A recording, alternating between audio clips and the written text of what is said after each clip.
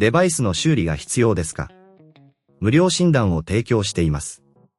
ご自宅まで集荷、配達いたします。電話や移動は不要です。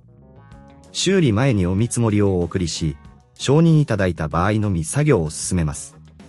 簡単、透明、そしてプロフェッショナル。リンクは説明欄にあります。Lenovo IdeaPad 510の株カバーを交換するための手順を始めます。まず、必要な工具を準備します。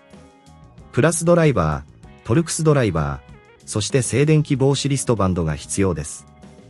バックスラッシュN最初に、デバイスを完全にシャットダウンし、すべてのケーブルを取り外します。次に、裏面のネジを外します。この時、ネジの種類を確認し、紛失しないように注意しましょう。バックスラッシュ N ネジを外したら、慎重にカバーを持ち上げます。カバーが外れにくい場合は、プラスチック製のスパッチャーを使用して、隙間を広げます。バックスラッシュ N 内部にアクセスしたら、清掃を行います。ホコリや汚れが溜まっている場合は、エアダスターを使って取り除きます。内部の清掃は、デバイスのパフォーマンス向上に役立ちます。バックスラッシュ N もし、この作業が難しいと思われる場合は、ご自宅での集荷と配達サービスを提供していることを覚えておいてください。また、義務のない専門診断を実施し、問題を正確に把握することができます。バックスラッシュ N 新しいカバーを取り付ける前に、内部の部品が正しく配置されていることを確認します。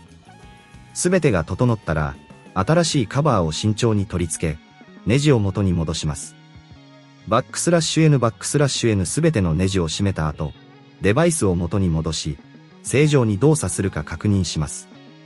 バックスラッシュ N 修理前の見積もり提供も行っており、電話不要、移動不要で簡単に手続きできます。デバイスに不具合が生じた場合は、お気軽にお問い合わせください。バックスラッシュ N 以上が、Lenovo IdeaPad 510の株カバー交換の手順です。デバイスの修理が必要ですか？無料診断を提供しています。ご自宅まで集荷、配達いたします。電話や移動は不要です。修理前にお見積もりをお送りし、承認いただいた場合のみ作業を進めます。簡単、透明、そしてプロフェッショナル。リンクは説明欄にあります。